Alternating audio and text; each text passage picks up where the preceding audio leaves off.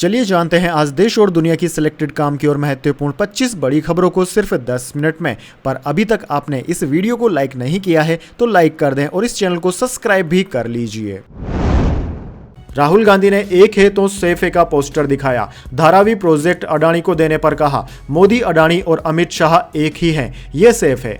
जी हां दोस्तों, महाराष्ट्र में विधानसभा चुनाव की वोटिंग से 2 दिन पहले कांग्रेस सांसद राहुल गांधी ने मुंबई में प्रेस कॉन्फ्रेंस की। इसमें उन्होंने मुंबई के धारावी के रीडेवलपमेंट प्रोजेक्ट को लेकर भाजपा सरकार की नीति की आलोचना की। उन्होंने एक तिजोरी से 2 पोस्टर निकाले। एक पोस्टर में एक है तो सेफ है लिखा था, दूसरे पोस्टर में धारावी की तस्वीर लगाई गई थी। राहुल गांधी ने दोनों पोस्टर लहराते हुए कहा कि भाजपा धारावी की जमीन अडानी को देना चाहती है। एक है तो सेफ है का मतलब एक मोदी जी, एक अडानी जी और एक शाह है। सेफ कौन है? मोदी जी, अडानी जी हैं। नुकसान किसका होगा? जनता का होगा। नारा उन्होंने ही दिया है, यह बिल्कुल सही नारा है। चलिए दोस्तों जान लेते हैं अगली खबर। रूस ने यूक्रेन पर 210 मिसाइल ड्रोन दागे, दावा अमेरिका ने यूक्रेन को लंबी दूरी की मिसाइल इस्तेमाल करने की इजाजत दी। जी हां दोस्तों, रूस ने यूक्रेन पर 120 मिसाइल और 90 ड्रोन के साथ रविवार देर रात बड़ा हमला कर दिया। रूसी हमले में यूक्रेन के पावर सिस्टम को निशाना बनाया गया है। कई पावर प्लांट और ट्रांसफार्मर बुरी तरह से डैमेज कर दिए गए, जिसके बाद देश में पावर कट का ऐलान कर दिया गया। पावर इंफ्रास्ट्रक्चर ठीक करने के लिए यूक्रेन के सरकारी पावर ऑपरेटर उग्रेनेगो ने सोमवार को सुबह 6 बजे से रात 10 बजे तक कई घंटों के लिए 2 बार पावर कट किए जाने का ऐलान किया है। चलिए दोस्तों जान लेते हैं अगली खबर। बीजेपी के हुए आम आदमी पार्टी छोड़ने वाले कैलाश गहलोत बोले ईडी सीबीआई के दबाव में नहीं बदली पार्टी। जी हां दोस्तों, आम आदमी पार्टी से इस्तीफा दे चुके कैलाश गहलोत आज बीजेपी में शामिल हो गए। उन्होंने बीजेपी हेडक्वार्टर में आधिकारिक रूप से बीजेपी की सदस्यता ली। कैलाश गहलोत ने बीजेपी नेता मनोहर लाल खट्टर, दुष्यंत गौतम और हर्ष मल्होत्रा की मौजूदगी में बीजेपी की सदस्यता ली। बीजेपी में शामिल होने के बाद गहलोत ने कहा कि आम आदमी पार्टी छोड़ना आसान नहीं था, यह फैसला मैंने एक रात में नहीं लिया। गहलोत ने कहा कि जो लोग ये नैरेटिव बना रहे हैं कि मैंने किसी के दबाव में आकर यह फैसला लिया है तो यह गलत है। चलिए दोस्तों जान लेते हैं अगली खबर। जयपुर में पुलिस जीप से टकराई बॉलीवुड एक्ट्रेस की स्कूटी। फिल्म की शूटिंग के दौरान हुआ एक्सीडेंट, क्रू ने संभाला, बाजार में भी घूमी। जी हां दोस्तों, अपनी फिल्म की शूटिंग के लिए जयपुर आई बॉलीवुड एक्ट्रेस वाणी कपूर का रविवार सुबह परकोटा में एक्सीडेंट हो गया। वाणी पर परकोटा के बापू बाजार में घूमने के सीन फिल्माए गए। जयपुर में एक फेस्टिवल में हिस्सा लेने के बाद रोड क्रॉस करते हुए का सीन भी फिल्माया गया। शूटिंग से जुड़े सूत्रों ने बताया कि सुबह एक सीन स्कूटी चलाने का भी था। वाणी उसकी प्रैक्टिस कर रही थी। अचानक रेस तेज होने से स्कूटी पास ही खड़ी पुलिस की गाड़ी से टकरा गई। क्रू मेंबर्स ने उन्हें संभाल लिया। उन्हें किसी प्रकार की कोई चोट नहीं आई है। इसके बाद वाणी दूसरी लोकेशन पर चली गई। चलिए दोस्तों जान लेते हैं इसके बाद अगली बड़ी खबर। प्रदूषण पर सुप्रीम कोर्ट का सवाल, प्रतिबंधों में देरी क्यों? कहा दिल्ली सरकार हमसे पूछे बगैर पाबंदियां न हटाए, भले AQI 300 से नीचे आ जाए। जी हां दोस्तों, दिल्ली में वायु प्रदूषण को लेकर सुप्रीम कोर्ट ने केंद्र सरकार से जवाब तलब किया। जस्टिस अभय सिंह ओका और जस्टिस ऑगस्टिन जॉर्ज मसीह की बेंच ने सोमवार को केंद्र सरकार से पूछा कि जब एयर क्वालिटी इंडेक्स AQI 300 से 400 के बीच पहुंचा तो स्टेज 3 की पाबंदियां लागू करने में 3 दिन की देरी क्यों हुई? आप हमें गाइडलाइन बताएं। दरअसल दोस्तों, केंद्र सरकार ने कहा कि अब तो स्टेज 4 की पाबंदियां लागू करने की स्थिति बन गई है। इस पर कोर्ट ने कहा कि दिल्ली सरकार इसे कैसे लागू करेगी, हमें बताएं। हम यहां स्पष्ट कर रहे हैं कि आप हमारी इजाजत के बगैर स्टेज 4 से नीचे नहीं आएंगे। चलिए दोस्तों जान लेते हैं अगली खबर। श्रीलंका ने न्यूजीलैंड को वनडे सीरीज में भी हराया। दूसरा मैच जीतकर 2-0 की बढ़त ली। टेस्ट में क्लीन स्वीप किया था। जी हां दोस्तों, श्रीलंका ने न्यूजीलैंड के खिलाफ एक और होम सीरीज जीत ली है। टीम ने रविवार 17 नवंबर को पैलेक किले में खेले गए दूसरे वनडे मैच को 3 विकेट से जीता। इस जीत के साथ ही टीम ने 3 मैचों की सीरीज में 2-0 की अजय बढ़त बना ली। आखिरी मुकाबला 19 नवंबर को इसी मैदान पर खेला जाएगा। दरअसल दोस्तों, श्रीलंकाई टीम ने सितंबर में न्यूजीलैंड को टेस्ट सीरीज में 2-0 से क्लीन स्वीप किया था। चलिए दोस्तों जान लेते हैं अगली खबर। दिल्ली में AQI 495 पहुंचा, यह सीजन में सबसे बदतर। विजिबिलिटी घटकर 150 मीटर हुई। कई फ्लाइट 1 घंटे लेट। 9वीं तक की क्लास ऑनलाइन होंगी। जी हां दोस्तों, दिल्ली में प्रदूषण पिछले 6 दिन से बेहद खतरनाक लेवल पर बना हुआ है। सोमवार सुबह यहां औसत AQI 481 रिकॉर्ड किया गया। अशोक विहार और बवाना इलाके में AQI 495 दर्ज किया गया। गुरुग्राम में AQI लेवल 576 तक पहुंच गया। प्रदूषण के चलते दिल्ली के कई इलाकों में धुंध छाई हुई है। पालम समेत कुछ इलाकों में विजिबिलिटी घटकर 150 मीटर रह गई। इस कारण फ्लाइट प्रभावित हुई है। सोमवार सुबह इंडिगो और स्पाइस जेट के विमान 1 घंटे की देरी से उड़े। चलिए दोस्तों जान लेते हैं अगली खबर।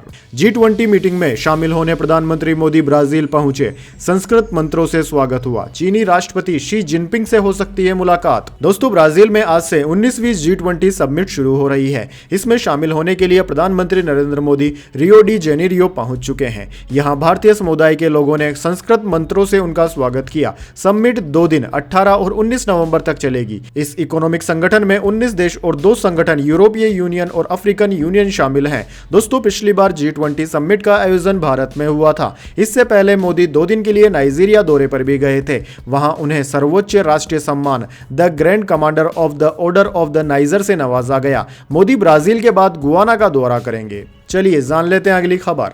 टाटा हैरियर और सफारी में लेवल 2 एडास फीचर्स मिलेंगे। बिना स्टीयरिंग पकड़े चल सकेंगी दोनों एसयूवी, अपने आप ब्रेकिंग भी करेंगी। जी हां दोस्तों, टाटा मोटर्स ने अपनी 2 एसयूवी टाटा हैरियर और टाटा सफारी को level 2 advance driving assist system यानी कि एडास फीचर्स के साथ अपडेट कर दिया है। टाटा हैरियर और सफारी के एडास सुइट में अब लेन कीप असिस्ट और अडेप्टिव स्टीयरिंग असिस्ट जैसे फीचर्स मिलेंगे। लेन की असिस्ट कार की लेन पोजीशन की मॉनिटरिंग करता है और कार को लेन में चलते रहने में मदद करता है। दूसरी तरफ adaptive steering assist adaptive cruise control के साथ काम करता है, जिससे क्रूजिंग स्पीड मेंटेन रहती है और कार भी लेन में रहती है।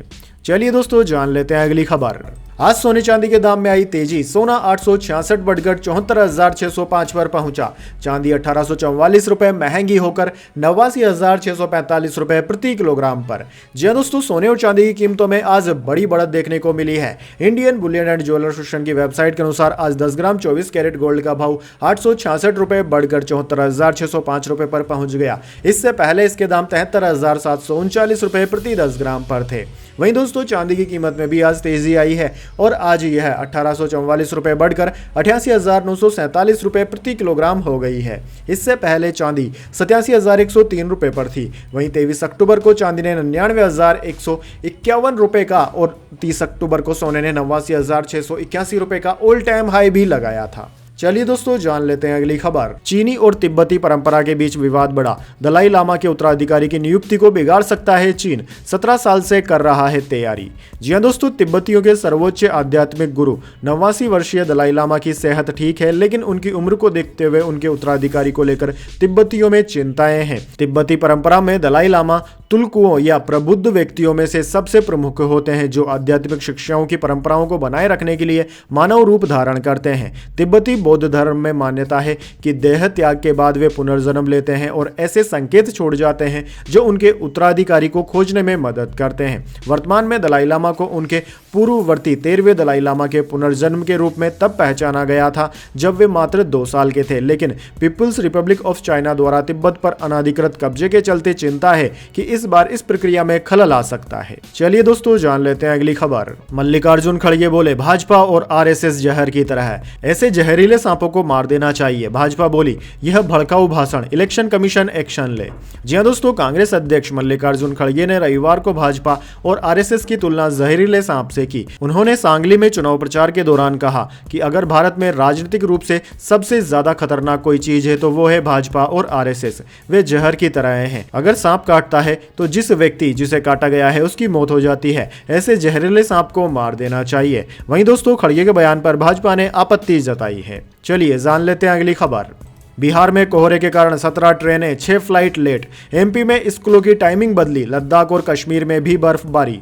जी हां दोस्तों, देश में ठंड के साथ साथ कोहरे का असर भी लगातार बढ़ता जा रहा है। बिहार में कोहरे के कारण विजिबिलिटी घटने से 17 ट्रेनें लेट हो गई। 6 विमानों के टेक ऑफ और लैंडिंग में भी देरी हुई। मध्य प्रदेश में भी सर्द हवा चलने का दौर लगातार जारी है। अब दोस्तों स्कूलों की टाइमिंग भी बदली जा रही है। भोपाल में कई प्राइवेट स्कूलों ने 30 मिनट तक टाइमिंग बढ़ा दी है। इंदौर, जबलपुर, ग्वालियर, उज्जैन में भी समय बदलने की तैयारी है। मौसम विभाग के मुताबिक 20 नवंबर के बाद से एमपी में फिर सर्दी बढ़ने लगेगी। हालांकि दोस्तों भारतीय मौसम विज्ञान विभाग ने कहा है कि मध्य प्रदेश, छत्तीसगढ़, ओडिशा, झारखंड, पश्चिम बंगाल में सोमवार को तापमान सामान्य से 2 डिग्री कम रहने की उम्मीद है। देश में दिल्ली सबसे ठंडा प्रदेश है। यहां रविवार को तापमान 11.8 डिग्री रिकॉर्ड किया गया। चलिए दोस्तों जान लेते हैं अगली खबर। शंभू बॉर्डर पर बैठे किसान 6 दिसंबर को दिल्ली जाएंगे, ट्रैक्टर ट्रॉली नहीं ले जाएंगे, किसान नेता पंघेर बोले 9 महीने से चुप हैं। जी हां दोस्तों, हरियाणा के शंभू बॉर्डर पर धरने पर बैठे किसान 6 दिसंबर को दिल्ली के लिए कूच करेंगे। चंडीगढ़ में सोमवार को हुई किसानों की मीटिंग में फिर से दिल्ली जाने का फैसला लिया गया है। बैठक में किसान नेता सरवन सिंह पंघेर ने कहा कि शंभू बॉर्डर से ही दिल्ली रवाना होंगे। पंघेर का कहना है कि 9 महीने से किसान चुप बैठे हैं, लेकिन सरकार की ओर से हमारी उपेक्षा की जा रही है, इस कारण दिल्ली जाने का फैसला लिया है।